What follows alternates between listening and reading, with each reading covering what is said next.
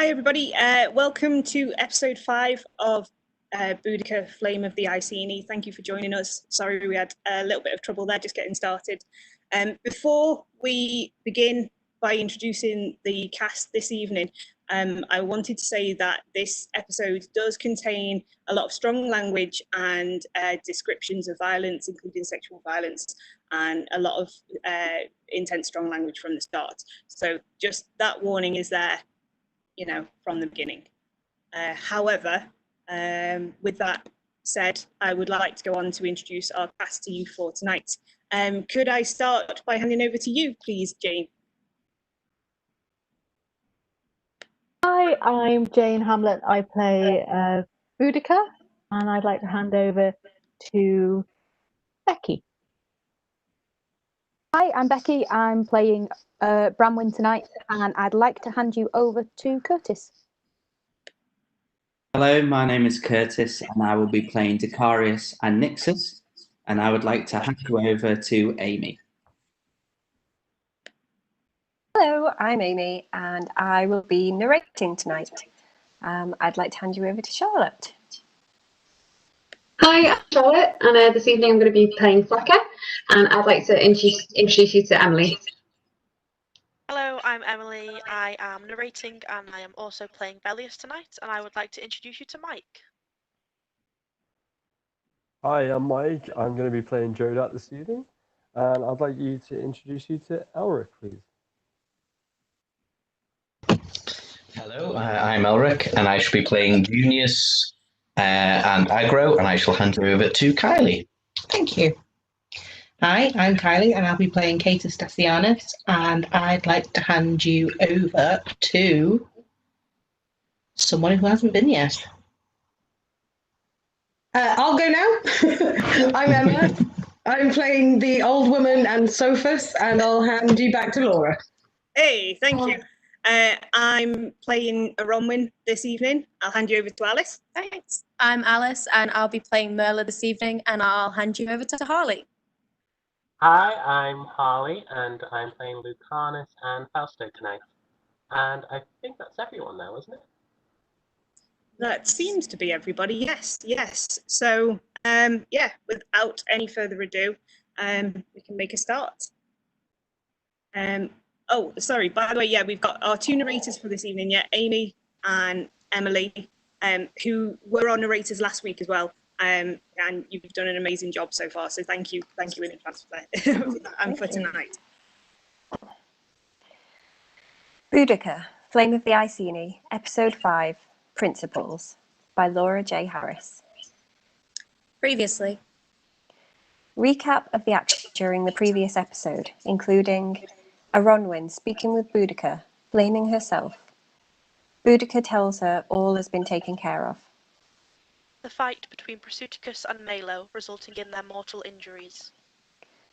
Decarius, covered in blood, cradling his father's body. Prasutagus speaks with his daughters for the final time. Aronwin and Bramwin are presented to their people as queens. Merla is acknowledged as Prasutagus' natural daughter. Aggro tries to apologise to Merla. She rejects his apology.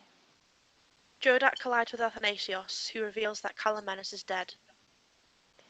Aronwin converses with the goddess Andraste, who warns her of the destructive power of Rome. Peace now. Peace before the pain. Come. Before the storms to come. Andraste turns to look at her, but Aronwin sees the face of Sabina Lupa. Near the riverbank, Jodac and Athanasios find one of Calamena's golden bracelets. Athanasios weeps. Jodac slits Athanasios' throat. He incants a prayer before noticing a slave stood opposite him. Jodac tries to run, but is knocked out by the pommel of a gladius. Decarius sees Sabina to the shuttered cart that will carry her home to Camalodunum. Do you know what's going on? Decarius climbs onto his horse, turning away from the land he once called home. We should get going. When the darkness comes, it comes fast. Cut 2. Exterior, the fighting circle's late afternoon.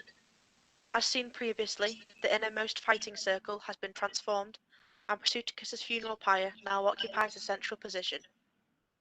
The funerary board containing his body has been placed before the pyre. Boudica and Aronwin stand between the pyre and Prasutagus' body, facing their people. The last of the gathered Iceni make their offerings in memory of Prasutagus before moving to stand at the perimeter of this central circle.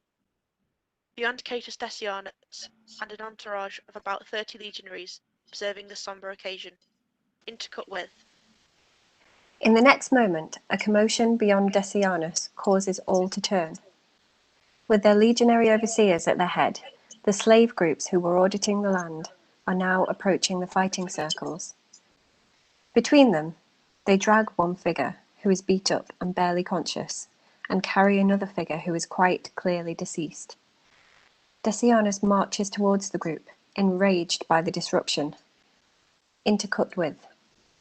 Boudica and Aronwin exchange concerned looks and, whispering a prayer, leave Prasutagus' body to join the massing group. Bramwin is close on their heels. The gathered Iceni people watch in confusion, but remain where they are. Few can make out anything of the exchange at the moment. Intercut with. Exterior, beyond the fighting circles, continuous.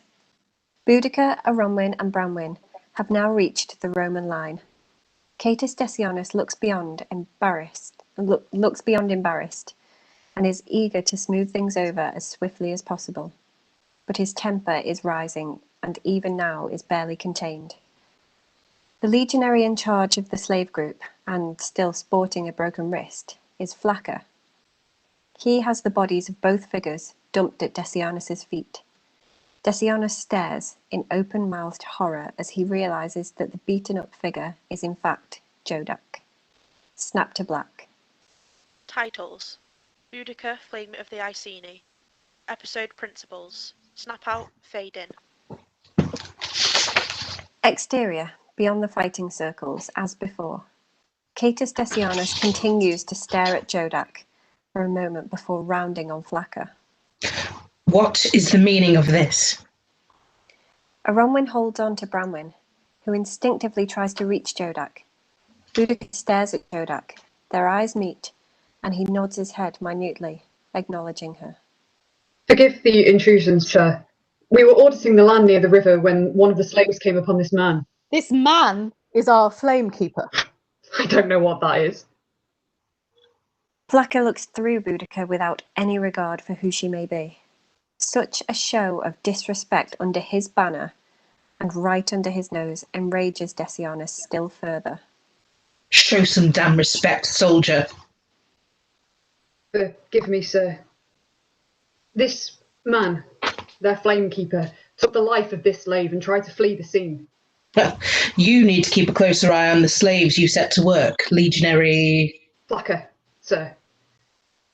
Forgive me, procurator, but this slave in question wasn't amongst our original number. He does, however, bear the mark of your household. Decianus looked at the slave properly for the first time. Another slave supporting Athanasios' body turns the dead man's head and lifts his earlobe to reveal two small but distinct letters inked into his neck behind the ear. C.D. This man was one of mine. He was Calimena's boy. He... Anger rising in his chest, Decianus now turns on Boudica. An attack upon a slave of my household is tantamount to an attack upon my very person, Queen Boudica. And as the Emperor's own representative in these lands, I am sure you will understand the gravity of such a crime. The criminal act here, Procurator, is the appalling treatment of our flamekeeper. Bristling, Decianus throws a meaningful nod to a nearby centurion, Aemilius Lucanus. Lucanus calls out an order, and like a well-oiled machine, the waiting legionaries respond, rounding up and surrounding the gathering Iceni before they have a chance to respond. Once in place, the soldiers plant their scooter, shields, and aim the points of their pila, spears, at the unarmed Iceni. Procurator, I must object. No, you must be silent. One of my household slaves has been murdered. openly and without consideration for ownership or remuneration, without regard for my person at all. Another of my men, one who is dear to me indeed, has been missing since last night, and now I fear that he too... Is he conscious? He is, sir. Stand him up. Intercut with.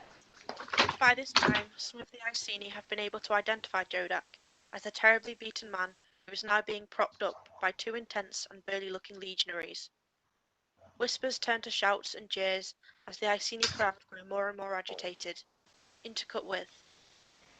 Decianus anticipates the crowd being riotous. Centurion. Sir, tie in, 2 paces. Legionaries respond with a frightening speed and efficiency. The surrounding Iceni are squashed in closer together. They shout, and a few try to resist, but the deadly tips of the peeler soon put an end to their resistance. Stop this! Decianus shoots a look at Aronwin. I am a patient man, princess, but now is not the time to test me. Aronwin is so surprised by the change in Decianus that she does not even challenge him over the use of her former title. Decianus turns to address Jodac, almost hissing at him. What happened to Calamenes? I think you know, Procurator. Decianus nods at the legionaries holding the Flamekeeper. One steadies him, while the other punches him several times in the abdomen, and then once more in the face. Are you telling me that he is dead? Jodac spits blood on the ground and indicates to Athanasius's body. According to this one, yes. Is that why you killed him? Jodac said nothing. Decianus looks to the legionaries, who are swift to administer another beating. Decianus indicates that they release him, and Jodac falls to the ground in a heap once more. Answer me, Flamekeeper, or I swear I will have you beaten to death before your queens and the people who revere you so. Bronwyn breaks forward, appealing to Jodac. Aronwyn reaches out to pull her sister back, but Bronwyn is too quick this time. She kneels before Jodac, tears in her eyes. Answer them, Jodac, please. Yes, Jodac, do. Where is Calamenes? Perhaps he ran away. Decianus's anger flares, and he pulls Bronwyn out of the way, virtually throwing her back at Aronwyn. He nods to the legionaries once again, and they administer another beating, punching and kicking Jodac. After a moment, Flaccus steps forward, producing Calamenes' bracelet. Decianus holds up his hands, and the beating stops immediately. The dead slave was holding this, sir. Seeing the bracelet causes the colour to drain from Decianus's face. I presented this to Calamenes myself. It was a gift for his long service to her. Turning out to the crowd, who are growing restless once more, Decianus raises his voice. Listen up, Iceni. Your Flamekeeper has violated not only the laws of Rome, but of hospitality as well. I was invited here by your king, under his protection, but Jodac has taken the life of at least one of my household slaves. Such an act is a crime against the Procurator of Rome, and therefore a crime against Rome herself. And all who oppose Rome will be punished. This incites the crowd, who begin to jeer and grow loud once more. Amongst the voices we hear Tyro and Agro. You speak of crime! You're the only criminals here. Decianus nods, and Lucanus calls out again. Close formation, 2 paces. This time, there are screams and yelps, as a number of Iceni people meet with the awful points of the deadly peeler. Aronwin steps forward. Stop! They are unarmed. Decianus! There are children in that number, and mothers too, all who came to pay the respects to their king. Is this how you would be remembered? Is your honour so low that you would slaughter them like cattle? Still angry, but unnerved by her statement, Decianus waves to Lucanus. Pull back. Do not try my patience. The order is given, and the legionaries pull back. But as they do, a number of the young Iceni warriors surge forward, trying to fight their way out. Despite their power and initiative, they are no match for the armed legionaries surrounding them, and are quickly put down. Struggling to focus, Jodac calls out to the crowd. Stop! Stop this! Do not fight and throw your lives away like this. Decianus rams on Jodac. Out of respect for your king, whom I held in high regard indeed, I will ask you one last time. Where is Calamenes? Jodac remains silent. He knows what is coming. Finally, he understands the images he saw in the flames that morning. Jodac closes his eyes. Crucify him. Aronwin surges forward. Branwen falls to her knees in disbelief. No! Boudica takes hold of Aronwin's arm, shaking her head, even as the legionaries begin to hold Jodac to his feet. No, wait. Bind him for now. Return to the town and rally all our remaining soldiers. Then round up every last Iceni you can find and bring them here. Drag them kicking and screaming if you must. If there is to be an end to this lawlessness, all must bear witness. They must know that any who defy the Empire will receive such judgment. That no one is above the law. Flaccus salutes and heads towards the town. Decianus turns to the legionaries, who have now bound Jodac. Take some lengths from the pyre. No! You will not defile my husband's... I will do what is necessary to uphold the laws of the civilized world. Aronwin breaks free from her mother's grip. Procurator, please. I know that Jodac is not guilty of... Witnesses saw him take the life of this slave. But not Calamenes. I swear to you, before the great Andraste herself, I swear, our Flamekeeper is innocent. That's quite an oath. It is the truth. If it was not Jodac, then who? Who took the life of Calamenes? Terrified, but resolute, Aronwin falters for only a second. This, however, is all the time that Boudica needs. Producing the dagger that Aronwin used on Calamenes, she holds it high for all to see. Seeing the dagger, the legionaries close to Decianus draw their gladii. Lucanus steps in between Decianus and Boudica.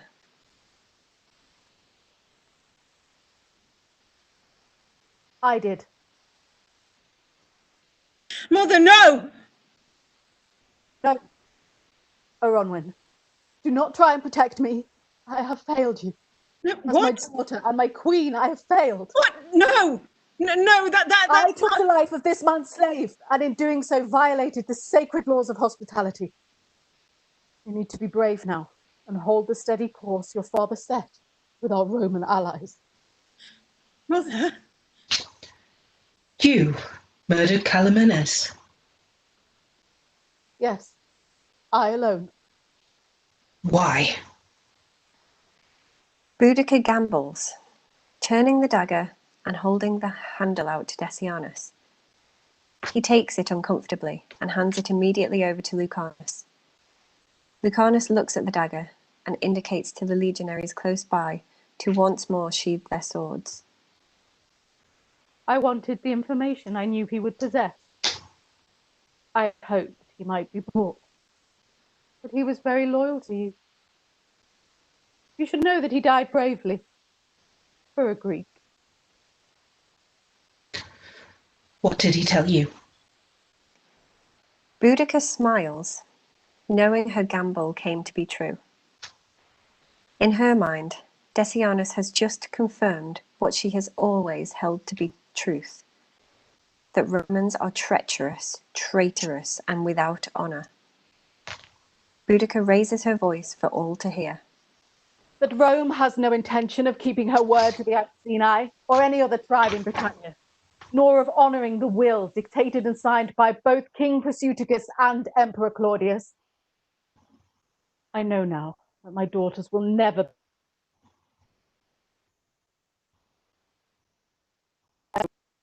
in Calimene's words, the new emperor is a greedy little boy, a mewling baby who lacks vision.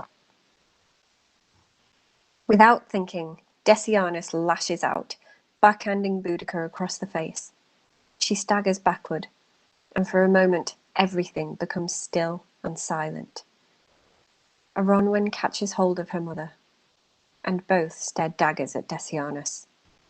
The legionaries close enough to have heard Boudica's words stiffen. Shaking, Decianus struggles to keep his emotions in check as he speaks. His voice quivers. Bring an additional post and stake it in the ground.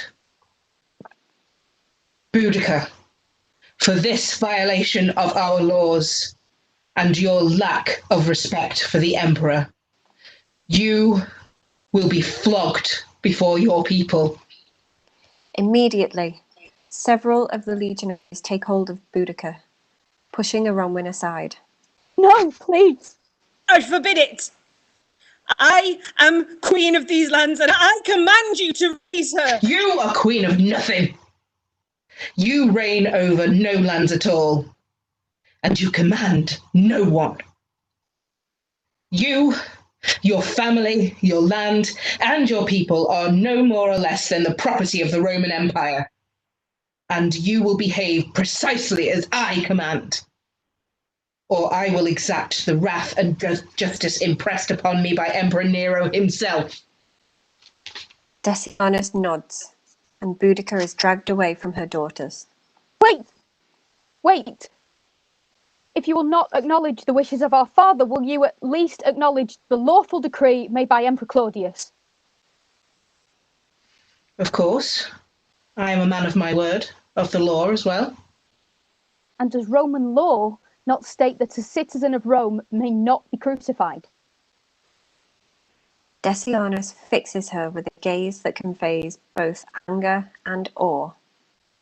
Bronwyn's confidence falters a little, but she stands fast and continues, undaunted. Claudius's decree made us citizens of Rome. He decreed that your house, the house of Prasutagus, would become citizens of Rome, which is why your mother shall receive the lenient administration of a flogging and be spared the sentence of crucifixion.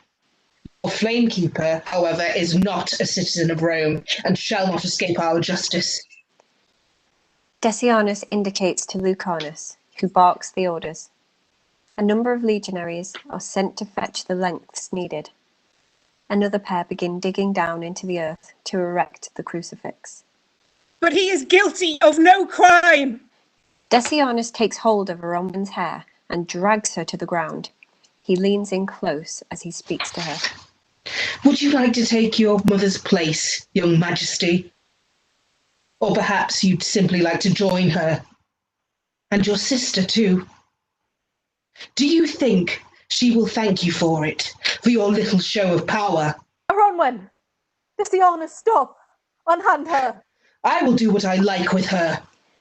Beginning to lose his temper, and with it his grip on the situation, Decianus slings Aronwen to the ground. The stake for Boudica is now raised, and she is being forced into place.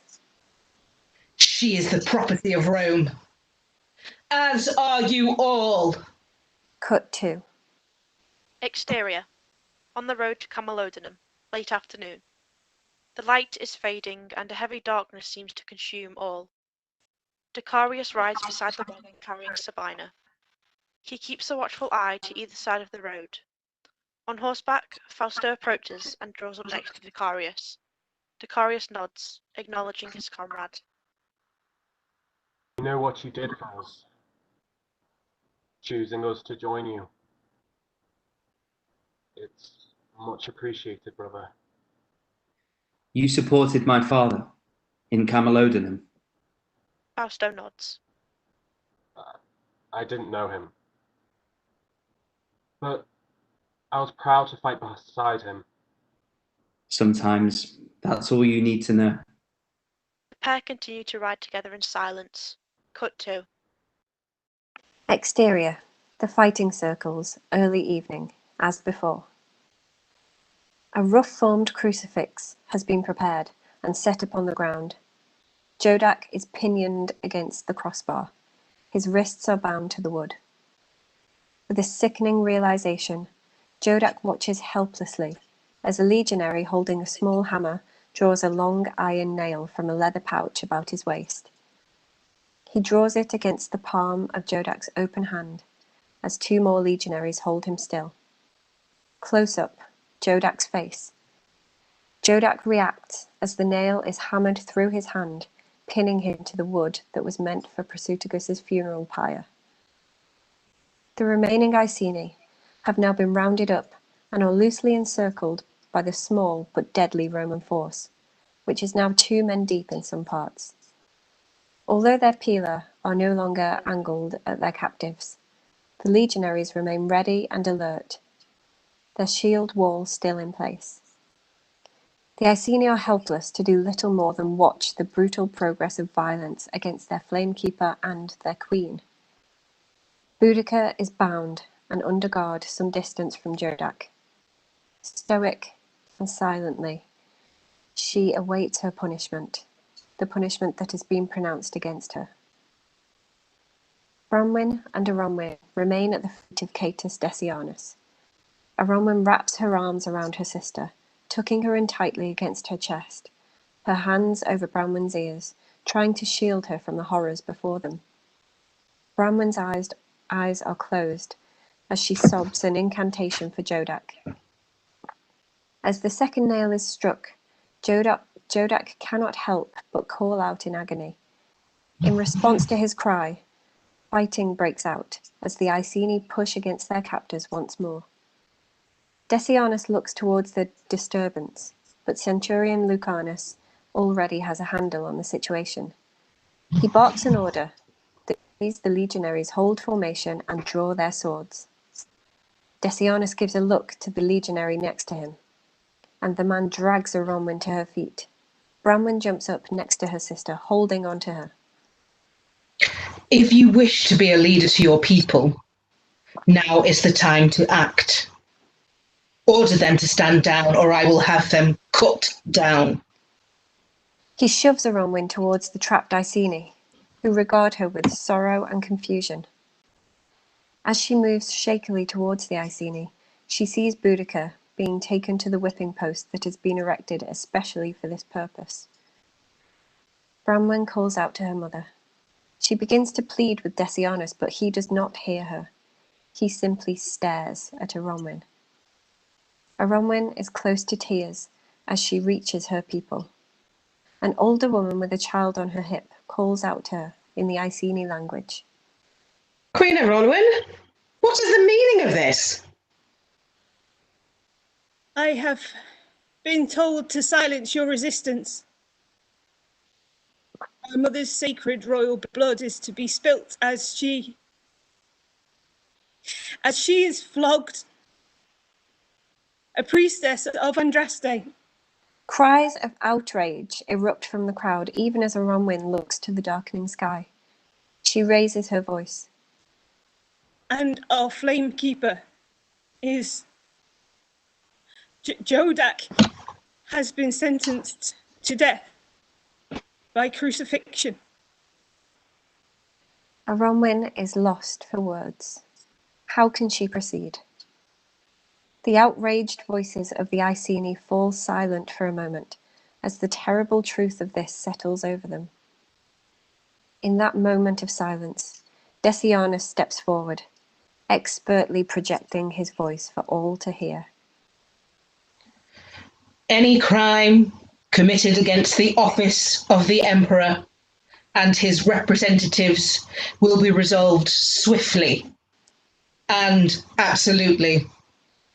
Let this be a lesson to you all. Please don't do this. Please. I wanted to believe you were a good man. Despite himself, Decianus is touched by Branwen's plea. But as he is so very publicly committed to this action, he cannot relent. I wanted to believe I was a good man.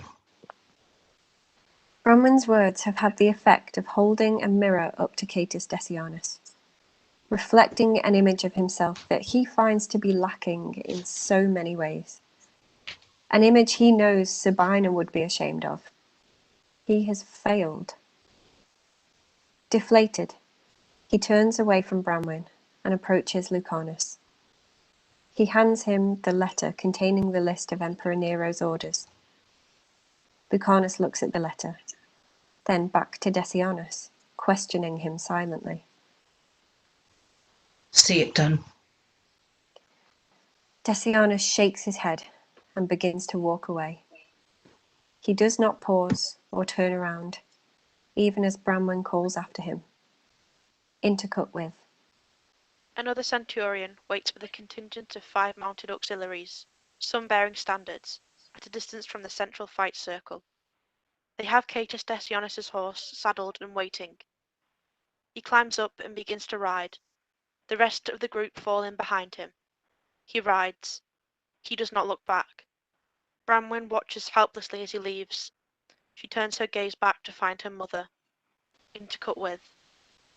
Now secured to the whipping post, Boudica watches Decianus go, with fire in her eyes. Her mouth moves silently as she calls down all the curses she can muster. She curses not only Catus Decianus, but also every Roman citizen, man, woman, and child. Lucanus barks an order, and Boudica's garments are cut and stripped from her body, leaving her naked in the growing darkness. The Iceni are enraged by this action and respond almost as one, but with another barked order from their centurion. The legionaries tighten up their formation once more. Their swords already drawn, they are fully prepared to shed blood. Raise him up! The group of soldiers responsible for this swiftly and unceremoniously raise the crucifix. It drops heavily into place in the hole that has been dug in the ground, and Jodac cries out in pain. Lucanus nods, matter-of-factly, to the legionary wielding the whip. Begin. As the first lash connects, Boudica grits her teeth, willing no sound to escape her lips. With the second lash, she must try even harder. The lashes continue every 10 seconds. Caught in the no-man's land between her mother and her entrapped people, Aronwin is at a loss at what to do. Andraste, guide me. Without warning, Branwen leaps up and pounces at Lucanus. She is like a beast possessed. Her legs wrap around him as she claws at his eyes, face, and neck, drawing blood.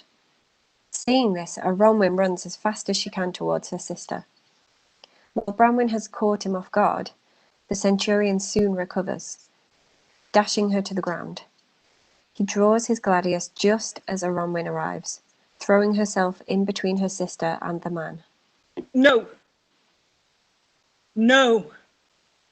A flash lights up the sky, a bass rumbling of thunder following shortly behind. Lucanus looks up to the sky for a moment. Sheathing his sword, he wipes his hand across his face and regards his blood. He smears the blood across Aronwin's face before holding her by the chin. You may just live long enough to regret the fact that you did not let me kill her. He calls to Junius and another legionary, a tall, Gaulish-looking soldier. Take them. Junius salutes. Sir. See that they are suitably humbled. Several men take hold of Bronwyn, lifting her into the air. Bronwyn tries to tear them from her sister, even as Bronwyn struggles, reaching for her and calling out to her. Lucanus pulls Bronwyn away from them. She reacts instinctively, throwing his arm off and slapping him full force across the face in one swift and fluid motion. Recovering, he returns the gesture, knocking her to the ground and splitting her lip in the process. Rubbing his jaw, he stares down at her before spitting. Take your time with this one. That said, he walks away, returning to oversee the flogging of Boudica. Bronwyn's hands are bound together.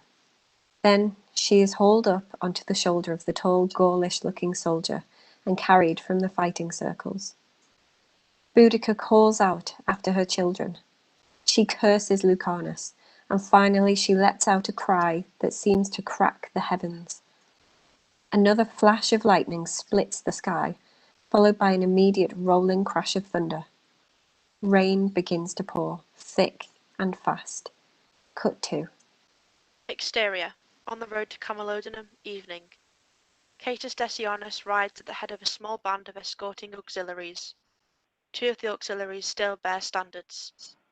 They journey away from us, along Pie Road, leaving the crimes being committed in Icenium far behind them. No one looks back. In the distance the thunder bellows like a mother's breaking heart. Cut to. Interior. Merla's home. Moments later. Sitting at a small, crude table in the sparely decorated home she once shared with her mother, Merla's attention is focused on carving a small wooden figure. She pauses, blows the shavings from the figure and holds it up, turning it in her hands and regarding her progress. The figure seems to resemble Prasutagus. She looks at him for another moment before placing the figure on the table. She takes a sip of water from a nearby beaker and looks over to her right. We follow her gaze to see a surprisingly ornate and tiered shrine that has been carved into the walls of the roundhouse itself. On the shrine are various carved animals and representations of the gods and goddesses, including Andraste, who sits centrally above all. On the tier below Andraste stands a figure of a woman who seems to hold flowers and wears a golden bracelet. There is a space opposite the female figure. Thunder rumbles outside, jogging Merla back to the present. With tears forming in her eyes, she picks up the knife once more and continues carving the figure of her father. Cut to. Exterior. Merla's home continuous. The rain falls heavy and relentless. Cut to. Exterior. The Great Hall, Icenium, evening. Rain. Thick, fat, and heavy. The town is eerily quiet, but this is because all who could be found have been rounded up and taken to witness the punishment of Boudica and Jodac. Beyond the walls of the Great Hall, we hear a cry. The voice belongs to Bronwyn. Cut to. Interior. The Great Hall continuous. The inside of the Great Hall still bears the marks and evidence of the fire and violence that took both Prasutagus and Malo. Blood-soaked straw still covers the ground. Thrown down, Bronwyn hits the floor and scuttles back towards the dais, curling herself into a protective ball. 5 legionaries, including Junius and the tall, heavy-set Gaul, Osvaldus, stand before the entrance. All are armed. Hands still bound, Bronwyn is dumped on the ground by Osvaldus. Though winded, she clambers to her feet and moves to protect her sister, once again attempting to make a wall of herself. As one, the legionaries laugh at her. A short, compact soldier, a little older than the rest and missing one eye, steps forward. He is their Optio and outranks the other men present. His face is battle-scarred, his expression cruel. His name is Nixos. That she is, sir. Smacked the Centurion right up the face before we left. She slapped Lucanus. Junius nods, and the soldiers around him, Osvaldus, Sophus, and Velius, join him, though cautiously. Well, Your Majesty, I don't know whether to shake your hand or break it off. The legionaries laugh more freely now. But such blatant disrespect of a Roman officer cannot go unchecked. The laughter stops, immediately. Come here, girl. A Roman stares defiantly at Nixos. She does not move. Cut out the other one's tongue. Even as Sophus draws a knife from his belt, a Roman holds up her bound hands. No! No, wait! Stop! Nixos holds up his hand, and Sophus sheaths his dagger once more. With one finger this time, he silently calls a Roman over. Angry and afraid, she follows the instruction nonetheless, approaching the cruel Optia with caution. Good girl. Taking hold of a Roman's wrists in one hand, Nixos holds out his other hand to Sophus, who passes him the dagger. You see, boys, that's the only way to deal with these savages. The only language they know. Pulling a Roman in close, he runs the blade under her chin, lifting her face up, checking her over as he might an animal for use or sacrifice. He drags the point over her face, letting it settle eventually below her eye. A Roman is terrified, looking into the space where Nixos's eyes should be. She does her best to control the shaking fear that is conquering her limbs. So, you like to fight, do you? He cuts the rope that binds her hands. A Roman stands her ground despite his proximity. That's good. Because my boys and me, we like a good fight too. But more than that, we like to wager on a good fight. Where's Timotheus? Surely it can't be that difficult to find wine. It's these savages, sir. They don't drink it, do they? No, it's all ale for them. Right now, I'd even settle for that horse piss beer you ghouls drink. Osvaldus laughs. It is a terrifying sight. In the next moment, the leather door flap moves, and a young, wiry soldier, Timotheus, enters, rolling a barrel of wine ahead of him. All turn on guard. Realizing it is their comrade, they break into cheering and clap the young legionary on the back as he makes his way deeper into the room. Despite the welcome, his face tells the story of his heart. He would rather be anywhere else in the world than here at this moment. Timotheus! Nice timing. Crack it open, Velius, and find me cup. You animals can use your hands if you like, but I have a little more class. Laughing, Junius takes up the cup that Prasutagus was drinking from the previous night. A Roman eyes it, reacting before she can stop herself. The cup is filled and handed to Nixos. Was this his? A Roman gives a single nod. Tears in her eyes, Bramwin's lip quivers as she sits so very still on the dais. Nixos laughs. Drinking from the goblet of a king. Oh, it doesn't get better than this. Oh no, wait. It does. Osvaldus, hey, you're up first. Set the odds, Velius. Sophus, time. Short bouts, I think. The giant Gaul stands up, eclipsing a Roman. And Valdus, try not to ruin her face just yet. Call me sentimental, but I quite like the look of it. Osvaldus gives a nod to Nixos. He steps forward, obscuring our view of a Roman completely. Cut 2. Exterior. The fighting circles, evening. Still bound to the post, Boudica is subdued and barely conscious as the final lashes fall. Her back is now an open mass of torn flesh. Blood runs down from her wounds and over her legs, pooling at her feet. Watching, Lucanus takes in the quiet expressions of a battered and beaten people. Job done. That's enough! The soldier holding the whip pauses, sweating and exhausted from administering the punishment, and acknowledges Lucanus. Lucanus turns to address his men, who are still encircling the Iceni. Their weapons are sheathed, and their shields rested, but they are not idle. Men of the 5th, fall in! Standard formation! The orders are realized with incredible speed. Iceni, your queen has been punished according to Roman law and is now free. I will release her so that you may care for her, nurse her to health. But let this be a lesson to all who question the might of the Roman Empire. As one, the legionaries in formation begin to shout, clattering their pila off their shields. Roma! Roma! Roma!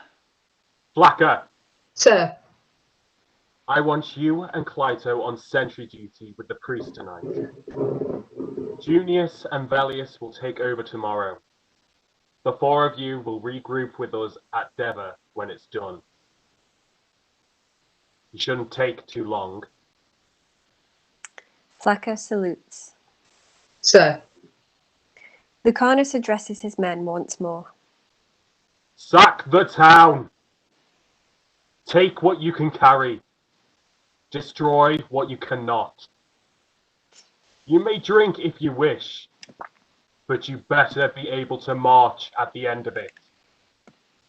You have 2 hours, then we move out. A cheer erupts from the legionaries, who then begin to chant their centurion's name as they head towards the town. Lucanus! Lucanus! Lucanus! Lucanus approaches Boudica. The Iceni watch him. Seething, they remain still for now. He cuts the ropes that bind Boudica and speaks low. Your people would do well to stay clear until we leave. Slowly and cautiously, a slight, older woman approaches the whipping post. It is Thusnelda. She holds out a water skin ahead of her. Lucanus nods, and she draws closer to Boudica, offering her the skin. It didn't have to end this way. Boudica draws up all her energy. Looking the centurion in the eye, she smiles a victorious smile as she tries to speak. Her voice is hoarse. Is not.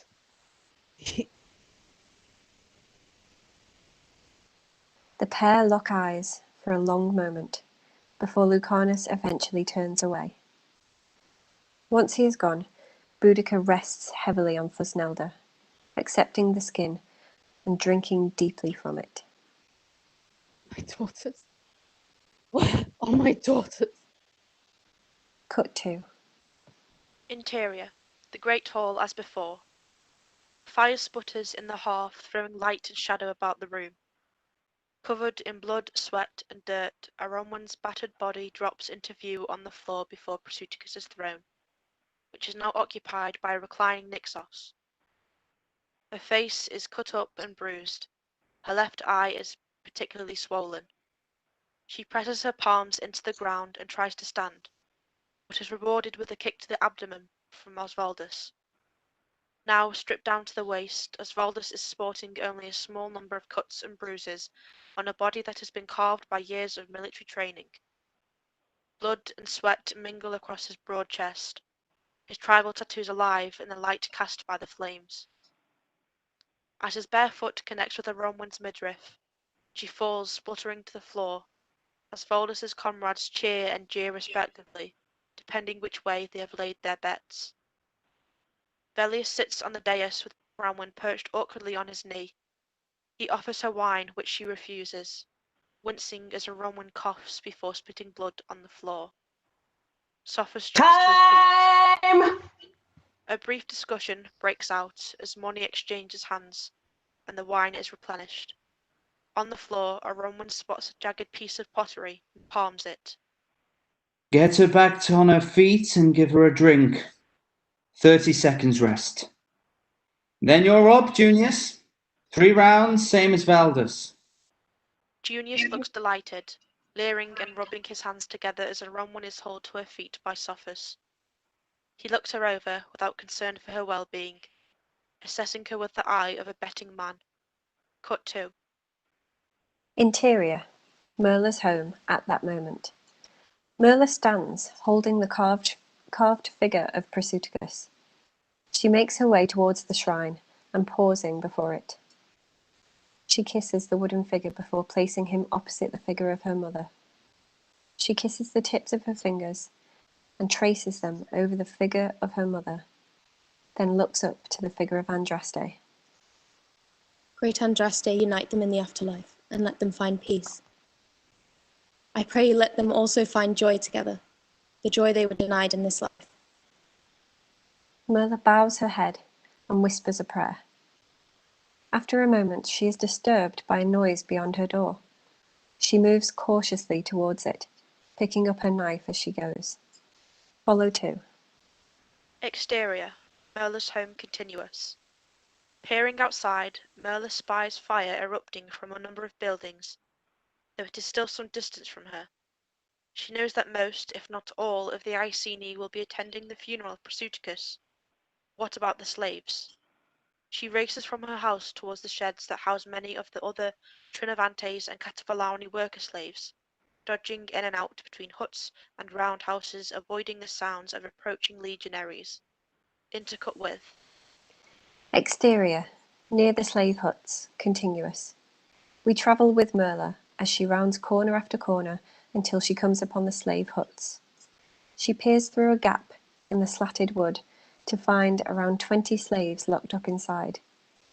This area is relatively quiet, and the slaves are unaware of anything occurring beyond the walls of their hut.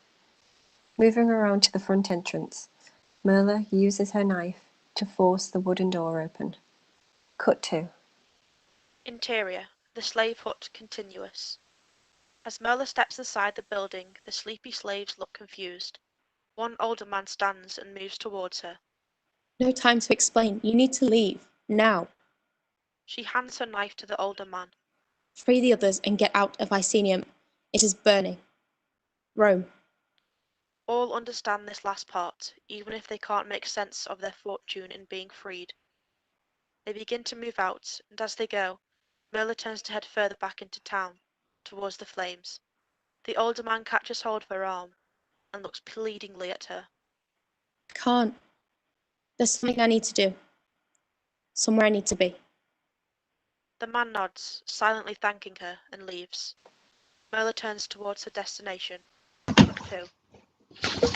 Interior. The Great Hall as before. Following Osvaldus's lead, Junius has stripped to the waist. Aronwen leans against a wooden beam, trying to catch her breath and focus. Timotheus appears at Aronwen's side, bearing a cup of wine, as Sophus shouts new odds in the background. Offering her the cup, Timotheus speaks quietly, so that no one else will hear him. Please. It will help. Aronwen glares at him with her one good eye, before shrugging him off. She takes a mouthful of wine, then spits it at his feet. Nixos watches the exchange. Timotheus, what's going on there? Sorry, sir, I spilt the wine. Nixos knows that he is lying. Moving like a cat toying with his prey, he approaches the pair, his eyes always on Aronwen. Is that right? Sir, I wasn't speaking to you. Backing down instantly, Timotheus retracts back towards the wall. Nixos eyes the young soldier briefly, and Aronwen uses the distraction to make her move, driving the jagged piece of pottery into the side of Nixos's neck. Blood pours instantly from the wound as Nixos's hands fly up to the site.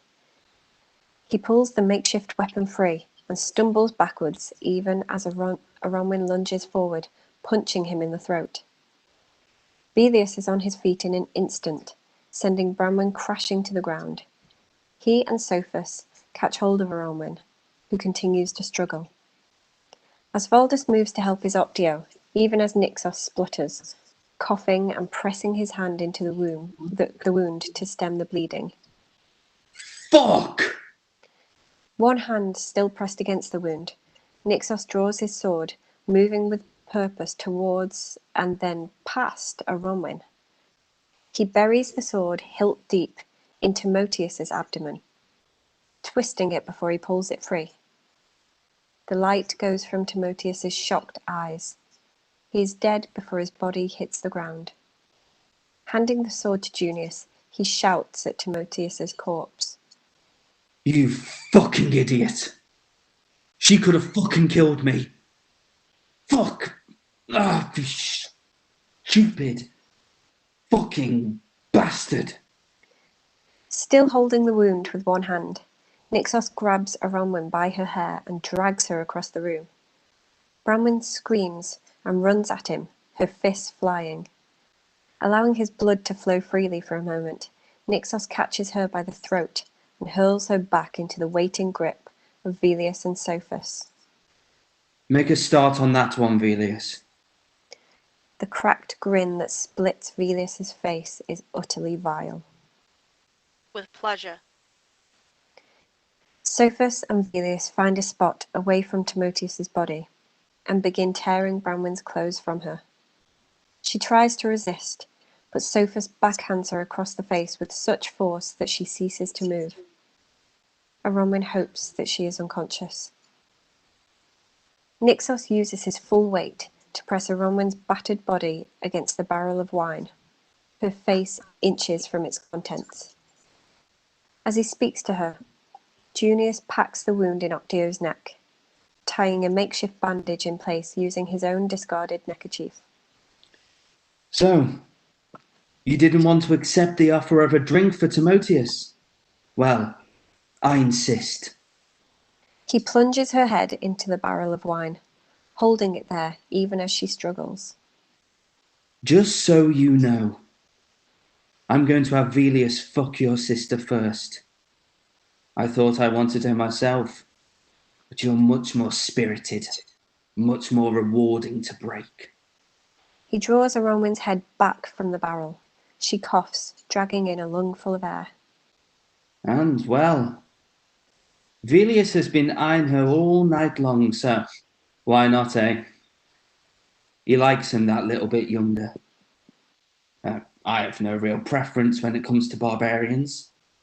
You're all just cattle. Hold her.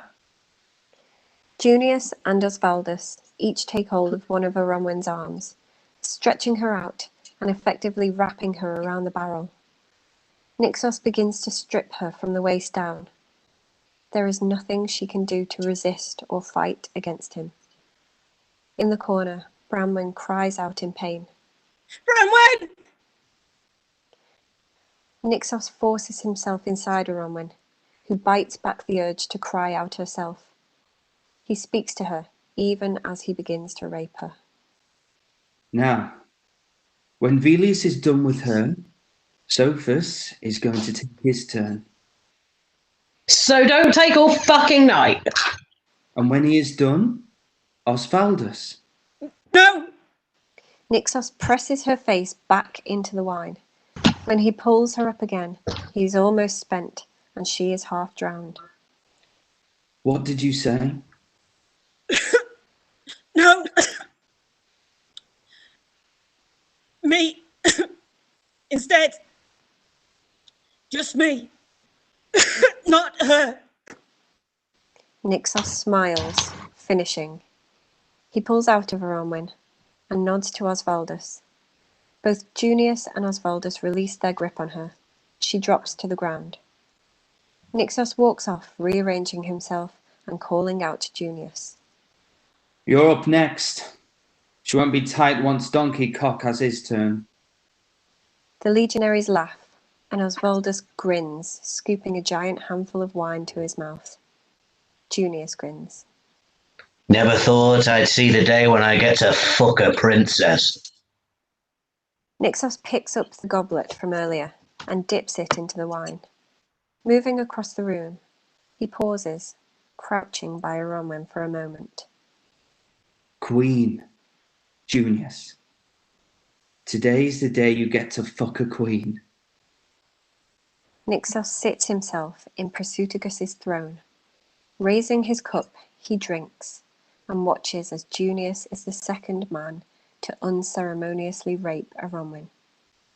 But 2. Exterior. The Great Hall continuous. The whole town is now being ransacked by Roman soldiers and slaves alike. Horses run wild and scared. Many buildings are on fire. All is chaos. Intercut with. In the shadows beside the Great Hall, hidden behind a stack of barrels and crates, in the spot where Aronwen had stood only a few nights earlier, Merla crouches and listens to all that is happening inside, knowing that she can do nothing at all to help. Cut 2. Exterior. The fighting circles evening. It is still raining. Flacca and Clito remain on guard near Jodac. Most of the Iceni have gathered at the pavilion erected so recently for their Roman quests. The children and the elderly are huddled underneath its roof. Now modestly wrapped, but with her tortured back still exposed, Boudica drifts in and out of consciousness. She rests her head on Thusnelda's knee. Thusnelda strokes Boudica's hair and tries to soothe her. Boudica raises her head.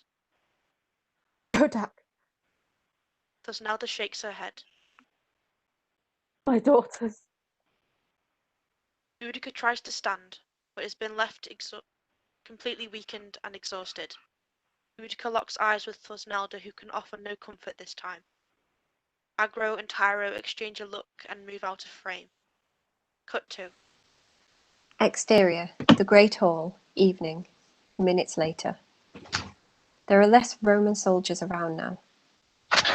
Merla is still hiding near the entrance to the Great Hall when the leather door flap is pulled back and Nixos and Junius exit, talking and laughing.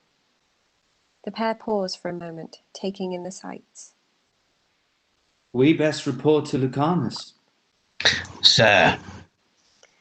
They continue to chat and pass Merla without even noticing her. As they move off down the street, Sophus, Velius, and Oswaldus, now clothed, exit the Great Hall. A plume of smoke follows them. They have set the roundhouse on fire. Merla watches as the men go and allows several moments to pass before she dares to move. Eventually she plucks up the courage to look inside. Cut 2.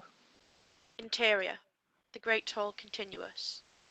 Sneaking into the Great Hall, Merla pulls her mantle up around her face to protect against the smoke. Still cautious of enemies, she keeps low to the ground, hugging to the shadows. She places her hand in a pool of blood and recoils, but discovers the body of Timotheus. Up ahead, near the worst of the flames, someone coughs. Aronwen? Branwen? Yes. Drawing on all her courage, Merla presses forward. Aronwen is cradling Branwen, trying to prevent her from breathing in the smoke. Merla reaches them and is horrified by what she finds there. Aronwen is so very battered and still naked from the waist down, but has managed to wrap her sister in the fur from the Prasutagus' throne. Take her. Merla nods and takes Branwen up in her arms. She stands but ducks immediately back, driven down by the heat of the flames that are now also licking the ceiling. You. Go! Merla, still so used to being a slave, obeys without question, and runs out of the Great Hall with Branwen in her arms. Cut 2. Exterior, the Great Hall continuous. Merla bursts through the door, still carrying Branwen. Taking several steps further, she falls to the ground, coughing and spluttering. Bronwyn does not appear to be breathing. Bronwyn? Merla does not know what to do. She hears the sound of footsteps ahead of her and pulls Bronwyn in protectively towards her. From out of the darkness, Agro and Tyro appear, their faces full of concern. The relief on Merla's face is instantly replaced with anger and frustration. But what can she do? Agro and Tyro look to Merla, then to the young queen in her arms. Merla locks eyes with Agro. She's still in there. Bronwyn. Agro looks up and does not hesitate, throwing himself into the burning building. Agro! It is no use. As they wait, Merla continues to tend to Bronwyn, who finally coughs and sucks in breath after laboured breath. Moments later, Agro emerges from the great hall, carrying Bronwyn in his arms. He stumbles to his knees, coughing and pulling in lungfuls of air himself. For a moment, neither Agro, Tyro, or Merla can tear their eyes from the blood, filth, and semen that coats Bronwyn's legs and Agro's arms. He lays Bronwyn on the ground, and Merla encourages her to breathe. Tyro and Agro exchange looks, Agro's jaw working angrily as he looks at Bronwyn's battered body and pieces together the pictures of violence that have been inflicted upon the young queens. Tyro pulls off his shirt and tears it down the middle. He wraps it around Bronwyn's waist and ties it like a kilt. Behind them, the great hall collapses. The noise stirs Bronwyn, who struggles, frightened and not knowing where she is. Bronwyn, easy, easy. Bronwyn, you're safe. Bronwyn's eyes seem to focus on Merla, and eventually she seems to see her. Bronwyn? She's here. Safe. Bronwyn begins to weep. Tears of relief and sorrow and humiliation flowing freely from her. She turns to hide her head in Agro's chest, but when he tries to hold her in and comfort her, she fights him off. He tries to soothe her, but she is beyond all consolation. She tries to stand and falters, falling once more into him. Even Agro seems to bite back tears. Bronwyn, you are hurt. Let me help you. Please, let me carry you. No. You want to help me, then help me to stand. Help me to walk. Agro looks helplessly to Merla, who urges and reassures him silently. She hands Bronwyn to Tyro, who picks her up and carries her like a babe in arms. Together, one on either side of her, Merla and Agro raise Bronwyn to her feet. Slow step by slow step, the troop of 5 make their way through the rain and deserted streets of the burning town. 2. Exterior. The fighting circles several minutes later. Night has fully descended now. It is dark. Flacca and Clito do their best to keep watch near the Iceni's ever weakening flamekeeper Jodac. Flacca keeps an eye to the south, Clito to the north. The rain is still falling thick and fast. Jodac struggles to draw in a painful breath. I don't think he'll last the night. Flacca suddenly notices movement up ahead and focuses attention on the spot. Clito, someone's coming. There is a strange, strangled sound behind him. Flacca wants to turn, but also doesn't want to lose sight of the movement ahead. Clito! Unnerved, he turns his head to look. When he looks back, Bronwyn, still aided by Merla, is less than 8 paces away. Stop where you are! Still unnerved, Flacca looks around for his comrade. Clito! Bronwyn and Merla continue to press forward. When Bronwyn speaks, it is weak but determined. I ordered you to stop. That's the thing. There is a noise very close behind him. Flacca spins to find himself face to face with Clito's decapitated head. The head has no eyes, but it is definitely Clito's severed head. Flacker turns back to find a Ronwin standing directly in front of him. He opens his mouth to speak, but nothing comes out as a Ronwin drives his gladius up under Flacker's chin and through his skull. A surprised, open-mouthed expression caught forever in death. Queens don't take orders. In one swift motion, she pulls the blade free. Flacker's body slumps to the ground. We give them. Beyond Flacker, Agro drops the head of Clito. Tyro is at his shoulder. A Ronwin indicates to Jodac. Get him down. A Ronwin wraps her arm around Merla's shoulder, leaning her weight on her once more. Merla supports her, wrapping her own arm around her half-sister's waist. The pair make their way towards Prasutagus' funeral pyre, where the rest of their people are now gathering. They've taken everything. No. Let them believe that. You and I know better. We are more than this. A Ronwin and Merla exchange a look that expresses all that words can ever communicate. It is a look that conveys understanding, apology, acceptance, allegiance, and so much more. We are Iceni, sister. Merla nods, tears in her eyes. Up ahead, Thusnelda now cradles Bronwyn, who has fallen unconscious once more. The Iceni warrior, Orban, hands Boudica a flaming torch. Boudica looks out into the crowd, searching to find her elder daughter. A Ronwin stands tall, despite her injuries, and raises her arm. Boudica raises the torch high before bringing it to meet with the pyre. Despite the rain, the straw catches instantly. And we will destroy them all. The flames dance high and quickly engulf the wrapped form of Prasutagus. As one, the Iceni raise their voices to the night, in a cry as old as time, a cry that honours the fallen, and heralds them into the next life. Overhead, thunder rumbles, seeming to answer them. Lightning splits the sky once more. Snap to black. The end. Yay. Well done, everybody. Thank you. Thank you for that.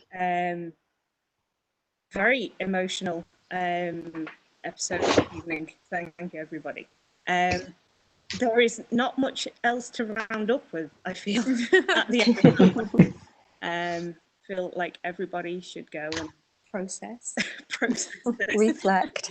Yes, yeah. No, thank you, everybody, for tuning in and listening, which I imagine was a hard listen as well. Thank you to you all for being such incredible performers. Thank you, Curtis, because I know you are such a nice guy. So well done. Yeah, please do tune in next week to see what happens. Thank you once again for supporting us. Take care, everybody. Have a wonderful rest of the evening, hopefully. Goodbye, everyone. Bye. Bye. Bye. And I think it ended. I hope it ended.